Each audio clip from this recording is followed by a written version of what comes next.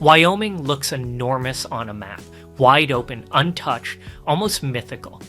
But that illusion falls apart the second you ask one simple question.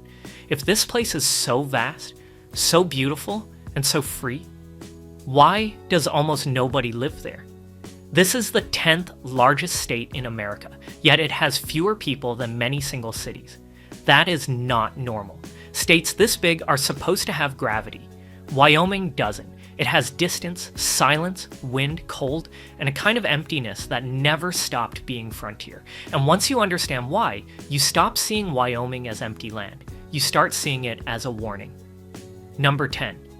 Geography quietly blocks civilization. Wyoming isn't just rural, it's structurally difficult to live in.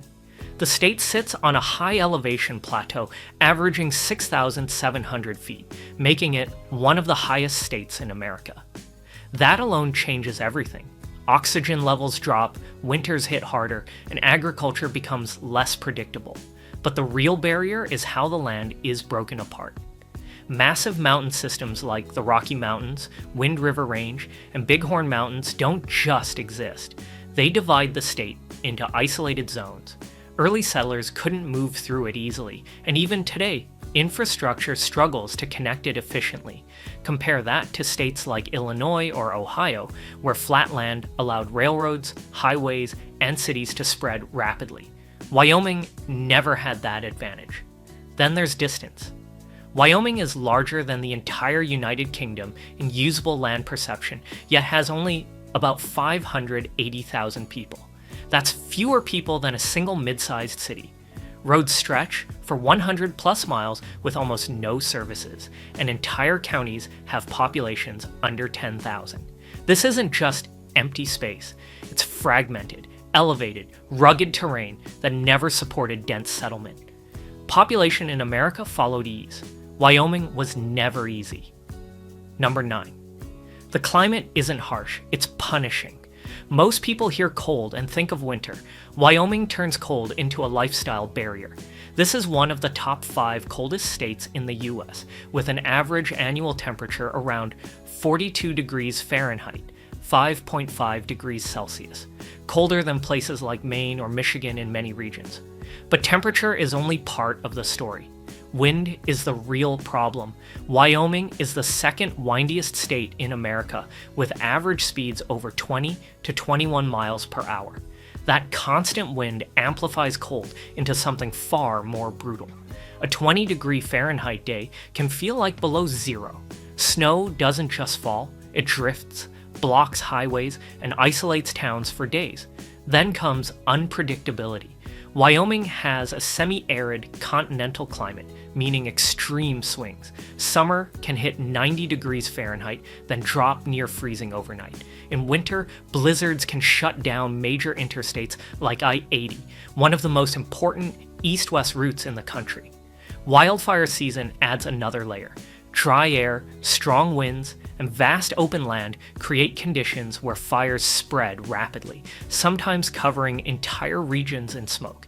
Compare that to states like California or Texas. They have extreme weather too, but they also have large urban systems to absorb it. Wyoming doesn't. This isn't weather you adapt to. For most people, it's weather you leave. Number 8. There are no real cities. In most states, cities act like magnets. They pull in jobs, infrastructure, talent, and population. Wyoming doesn't have that magnet. Its largest city, Cheyenne, has about 65,000 people. That's not even considered a large city. It's smaller than many suburbs across the US. The next tier drops quickly. Casper sits around 58,000, Laramie around 31,000. After that, populations shrink into small-town territory. This creates a chain reaction.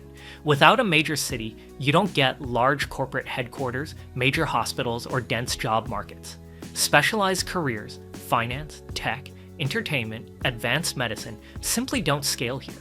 Even universities and research institutions remain limited because they depend on larger population ecosystems to thrive. Infrastructure follows the same pattern. Public transit systems barely exist. Airports are smaller with fewer connections. Entertainment options, concerts, major sports, cultural venues are minimal or hours away. That might sound like a lifestyle preference, but for millions of people, it's a deal breaker. Historically, this is where Wyoming fell behind. While places like Denver exploded into a regional hub with millions in its metro area, Wyoming never developed a central engine. And once a state misses that early urbanization window, it's almost impossible to catch up. The result is a state where opportunity is spread thin instead of concentrated. And in modern America, people don't just move for space, they move for access. Wyoming offers space in abundance. Access is where it struggles. Number 7. Most of the land isn't yours to use. At first glance, Wyoming looks like a developer's dream, wide open, underpopulated, full of space. But the reality is far more restrictive. Nearly half the state is controlled by the federal government, and large portions of the remaining land are held by massive private ranches, energy companies, or protected areas. That means the amount of land actually available for housing expansion, new cities, or large-scale development is far smaller than it appears. You're not building freely across Wyoming. You're navigating ownership boundaries that were established over a century ago. This traces back to how the land was distributed. Railroads were granted huge corridors, energy companies secured mineral rights, ranches expanded across enormous stretches of usable terrain. Over time, this created a patchwork where key areas are locked into specific uses, grazing, extraction, conservation, rather than residential growth.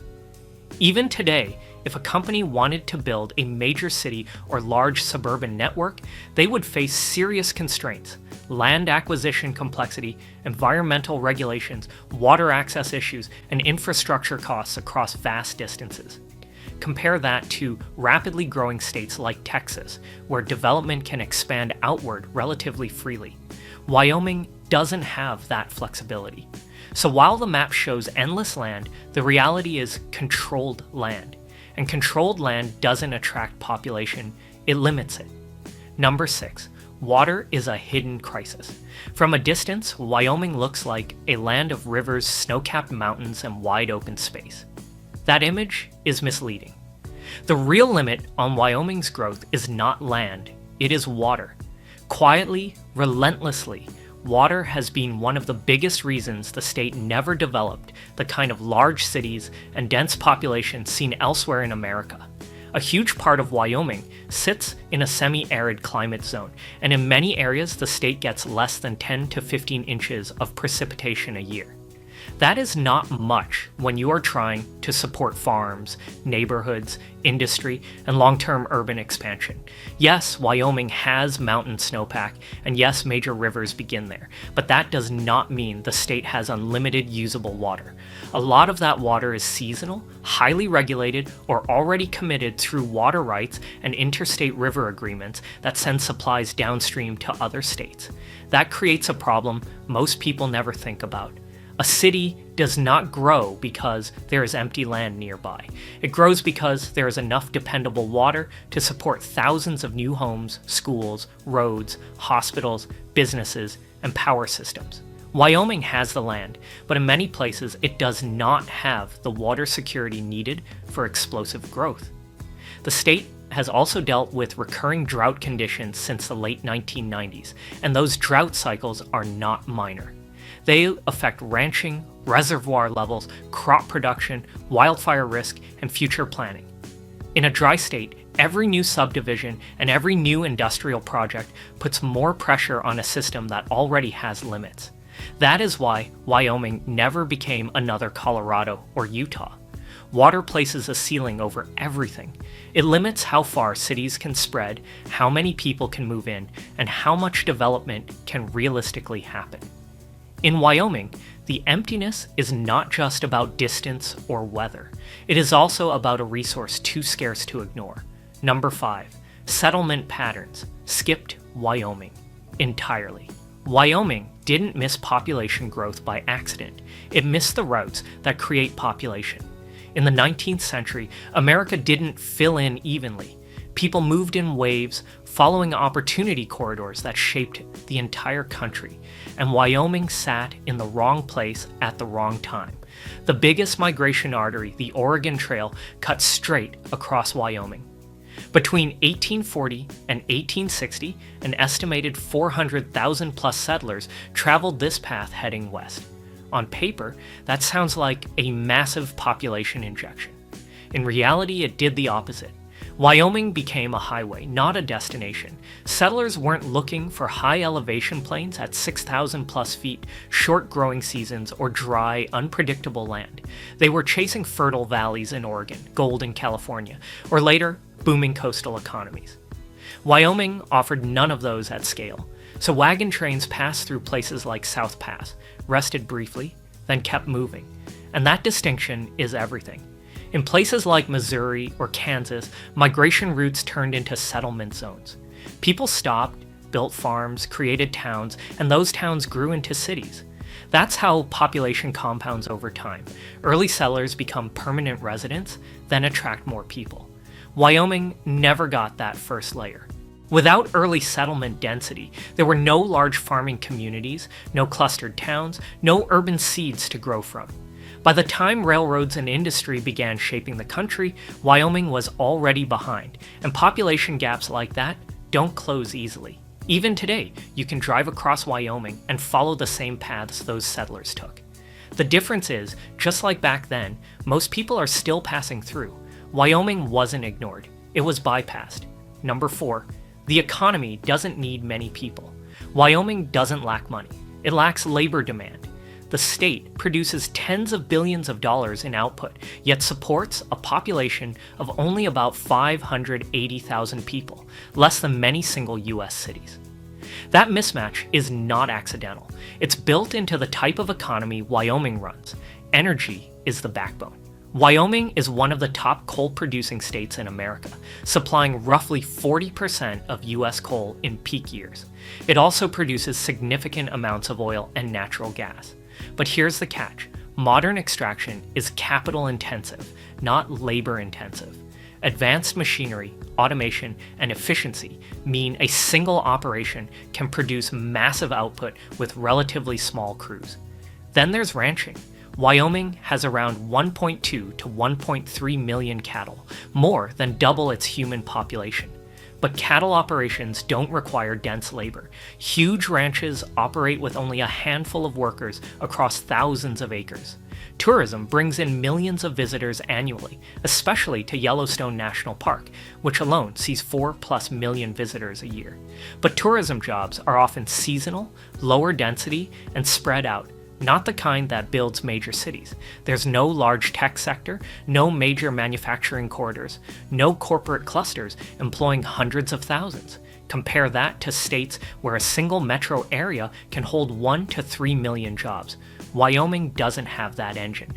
So the economy works. It produces wealth. It runs efficiently, but it doesn't create the one thing that drives population growth, a massive, continuous demand for people. Number 3. It only works. If you love the outdoors, Wyoming isn't designed for average lifestyles. It's built for a very specific kind of person. The state's biggest selling point is raw nature: hunting, hiking, fishing, camping, and wide open wilderness. Places like Grand Teton National Park and Yellowstone National Park draw millions of visitors every year, but visiting and living are two completely different experiences. If your daily life depends on access to restaurants, entertainment, nightlife, shopping centers, or cultural events, Wyoming quickly starts to feel limited. Many towns have no major retail hubs, no large entertainment districts, and minimal public transit systems.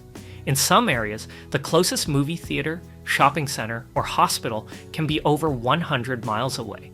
That's not occasional inconvenience. That's a lifestyle constraint. Even food variety becomes a factor. States with higher population density naturally support diverse restaurants and communities. Wyoming, with a population density of about 5.8 people per square mile, simply doesn't have enough demand to sustain that level of variety. So what happens? People visit, fall in love with the scenery, then realize daily life is fundamentally different. You're not stepping into a vibrant system, you're stepping into isolation with a view. For outdoor enthusiasts, that's perfect. For For everyone else, it feels like something is missing, and when a place only appeals strongly to a narrow group of people, population growth doesn't just slow, it filters itself out before it even begins. Number 2, it was never designed to attract people. Most states in America compete for people. They advertise aggressively, offer tax incentives, build infrastructure, and actively recruit companies to relocate. Wyoming does almost none of that at scale, and that decision has long-term consequences. There's no constant stream of national campaigns pushing people to move to Wyoming. You don't see widespread relocation incentives, large-scale urban expansion plans, or aggressive economic development zones trying to attract millions of new residents. Instead, the state maintains a quieter approach, focusing on stability rather than rapid growth, and in many ways, it works. Wyoming consistently runs budget surpluses, with billions held in reserve funds, largely supported by energy revenues. That means there's no urgent pressure to increase population just to boost tax income. Unlike fast-growing states, Wyoming doesn't need millions of new residents to stay financially stable. This creates a rare dynamic. Growth is not the priority. Expansion isn't being forced.